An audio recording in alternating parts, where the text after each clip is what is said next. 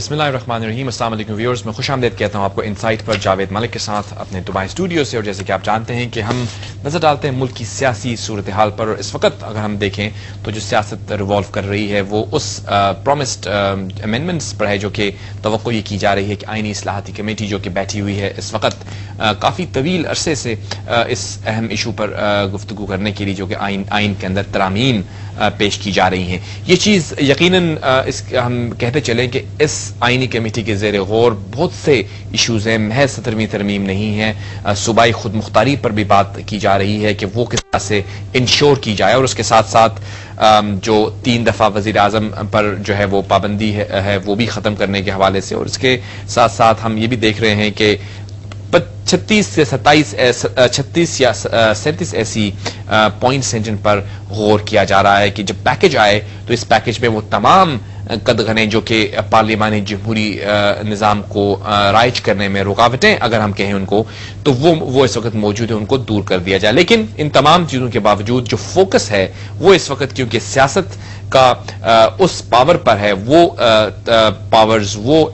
اختیارات جو کہ مشرف صاحب کے زمانے میں مرکوز ہو گئے تھے آفس آف دا پریزیڈنٹ میں. ہم جانتے ہیں کہ ایک پارلیمانی جمہوری نظام میں چیف ایگزیکٹو یا ڈیسیشن میکر جو ہے وہ وزیر اعظم ہوا کرتا ہے، اور عموماً ایسا ہوتا ہے کہ وزیر اعظم وہ شخص ہوتا ہے جو کہ ایک پارٹی کو لیڈ کر رہا ہوتا ہے، ایک الیکشن کو جیت کر پھر وہ حکومت قائم کرتا ہے. اور صدر ایک ایسا شخص ہوتا ہے جو کہ نارملی ہیڈ آف اسٹیٹ ہونے کے ناطے ایک یونیفائنگ فیکٹر ہوتا ہے جو کہ کوئین کی شکل میں ہم دیکھتے ہیں لندن برطانیہ میں، اور اس کے ساتھ ساتھ ہمارے ممالک میں جہاں پر ریپبلکس قائم ہوئے ہیں وہاں پہ ہم یہ دیکھتے ہیں کہ آفس آف دا پریزیڈنٹ ہوا کرتا ہے. یہاں پر سچویشن تھوڑی مختلف ہم دیکھ رہے ہیں کہ کیونکہ پریزیڈنٹ آصف علی زرداری صاحب جو ہیں وہ پارٹی کے چیئرمین بھی ہیں اور پریزیڈنٹ بھی ہیں، اس طرح سے ان کے پاس جو ہے وہ پاورز کا منبع موجود ہے. لیکن کیونکہ وہ ایک جمہوریت کو ریپرزینٹ کرتے ہیں، وہ ایک آئینی اور جمہوری انداز میں الیکٹ ہو کر اس عہدے پر تشریف لے کر آئے ہیں، تو شروع دن سے ہی وہ یہ کہتے آئے ہیں کہ یہ پارلیمنٹ کا کام ہے کہ پارلیمنٹ لیجسلیشن کرے اور ان تمام پاورز کو واپس وزیر اعظم کے آفس میں لے جائے. یہ اب توقعات یہ کی جا رہی ہیں کہ کیونکہ مارچ کے مہینے میں وہ پارلیمانی سال شروع ہونے کے موقع پر صدر صاحب تشریف لے کر آئیں گے، خطاب کریں گے پارلیمنٹ میں، تو کیا ایز پرومسڈ اس سے پہلے یہ تمام اصلاحات مکمل ہو جائیں گی، کمیٹی اپنا کام مکمل کر لے گی اور واقعی پارلیمانی جمہوری نظام ملک میں اسٹیبلش ہو جائے گا؟ کیا پاورز ٹرانسفر وزیر اعظم میں ہونے کے بعد واقعی ہم اس طرح سے ایک تقویت، ایک قوی جمہوریت اپنے ملک میں دیکھیں گے؟ یہ بھی ہم جاننے کی کوشش کریں گے. اور اس سے پہلے کہ ہم سیاسی رخ پر بات کریں، ہم اس کی قانونی اور آئینی حیثیت پر بات کریں گے. اور میرے ساتھ لائن پر ہیں اس وقت جسٹس ریٹائرڈ وجیہ الدین صاحب. السلام علیکم جسٹس صاحب. وعلیکم السلام. جیسے صاحب میں چاہوں گا آپ سے یہ پوچھوں کہ یہ جو ابھی ہم توقع یہ کر رہے ہیں کہ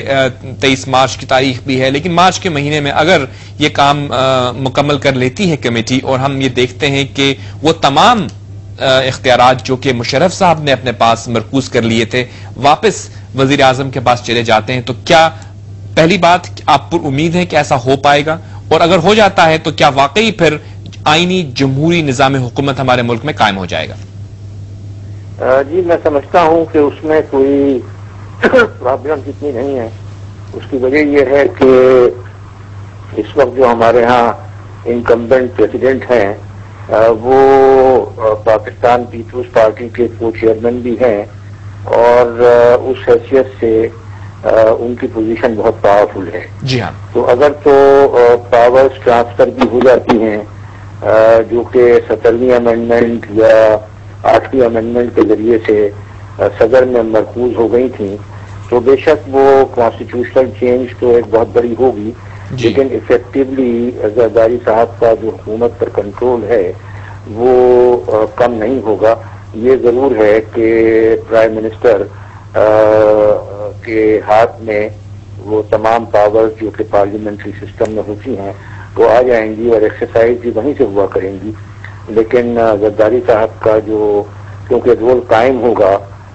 اس لیے کہ وہ پیپلز پارٹی کے چیئرمین بھی ہیں،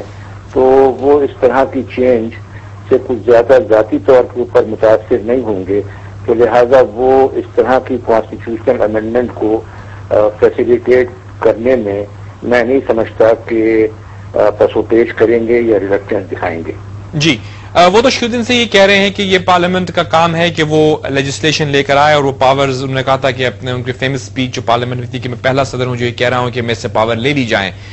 لیکن سوال یہیں پیدا ہوتا ہے کہ پاورز اگر پرائم منسٹر کے پاس آ بھی جاتی ہیں تو کیونکہ وہ ایک پارٹی کے لیڈر نہیں ہیں نارملی جیسے کہ ہوا کرتا ہے, وہ نامینی ہیں اس جماعت کے جس جماعت کے چیئرمین پھر زرداری صاحب ہیں. تو اب آپ دیکھیے کہ کیا کچھ واقعی فرق پڑے گا, یہ کازمیٹکلی حالات چینج ہو جائیں گے صرف؟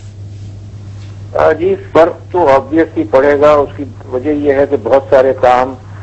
جو کہ پبلک آئی میں ہوتے ہیں, پبلک ویو میں ہوتے ہیں, وہ تو تمام پرائم منسٹر کو ہی کرنے ہوں گے. اب جہاں تک کہ پرائم منسٹر کی ڈیسیشن میکنگ پاور کا تعلق ہے, اس میں اگر تو بیہائنڈ دی سینز کوئی زرداری صاحب کا رول ہو تو وہ تو کانسٹیٹیوشن اس کو روک نہیں سکتا. جی ہاں, کانسٹیٹیوشن اس کو روک نہیں. کچھ لوگ یہ بھی کہہ رہے ہیں کہ جو مطلب جس طرح سے پہلے ذکر کیا گیا تھا ڈوئل آفیسز کا, کہ پریزیڈنٹ صاحب جو ہیں وہ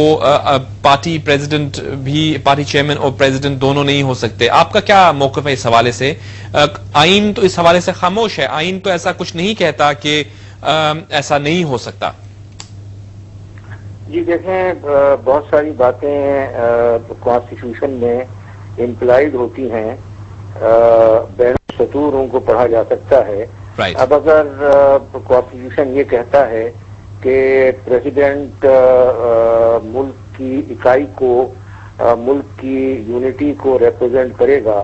تو اگر وہ پریزیڈنٹ اسی سائملٹینیسلی اسی حیثیت کے اندر وہ کسی پولیٹیکل پارٹی کا سربراہ بھی ہو تو یہ چیز تو ممکن نہیں ہے. تو میں یہ سمجھتا ہوں کہ یہ کوشچن عدالتوں میں بھی ریز کیا گیا ہے اور سونر اور لیٹر ڈٹرمنیشن اس کی یہی آئے گی کہ پریزیڈنٹ کسی پولیٹیکل پارٹی کا سربراہ نہیں ہو سکتا. پولیٹیکل پارٹی کا بے شک ممبر ہو لیکن سربراہ نہیں ہو سکتا. ایک اور اہم ایشو جو کہ آئینی کمیٹی دیکھ رہی ہے وہ اپوائنٹمنٹ آف ججز ہے. ہم جانتے ہیں کہ ماضی میں جب کبھی بھی آمریت ہمارے ملک میں آئی ہے تو جوڈیشری کا رول کچھ ایسا رہا ہے کہ کہیں کہیں آمریت کو ڈاکٹرن آف نیسیسٹی کے زیر سایہ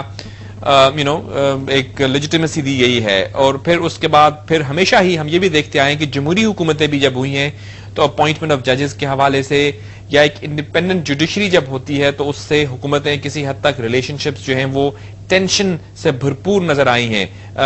ماضی قریب کے اندر بھی ہماری دونوں جمہوری حکومتوں کے اندر ایسا مظہر سامنے آیا ہے. تو ابھی جو یہ سفارشات پیش کی جا رہی ہیں, کیا آپ یہ سمجھتے ہیں کہ یہ بھی کارآمد ثابت ہوں گی کہ آپ کی نظر سے گزری ہیں, کیا آپ دیکھ سکے ہیں یا آپ کے سامنے جو انفارمیشن پبلک ڈومین میں ہے وہ آئی ہے کہ اپوائنٹمنٹ آف ججز جو ہے وہ ایک جس انداز میں پروپوز کی جا رہی ہے وہ زیادہ بہتر اور موزوں ہوگی؟ دیکھیں, بات یہ ہے کہ اس وقت جو ہمارے ہاں پاکستان کے چیف جسٹس ہیں یا ہائی کورٹ کے چیف جسٹس صاحبان ہیں وہ انڈیپینڈنٹ لوگ ہیں, فعال لوگ ہیں, اور جو موجودہ سسٹم ہے وہ بہت اچھی طریقے سے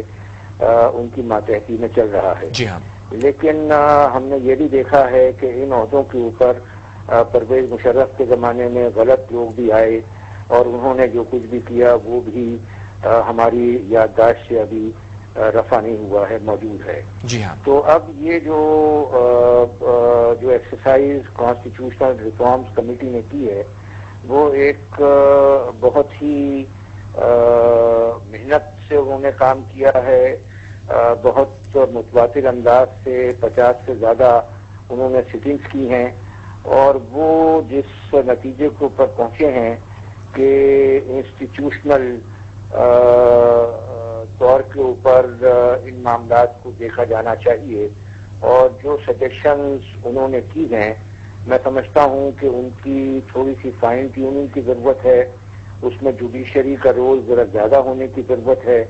باقی یہ ہے کہ یہ بالکل واضح ہے اور عیاں ہے کہ اس وقت جو پارلیمنٹ میں ہماری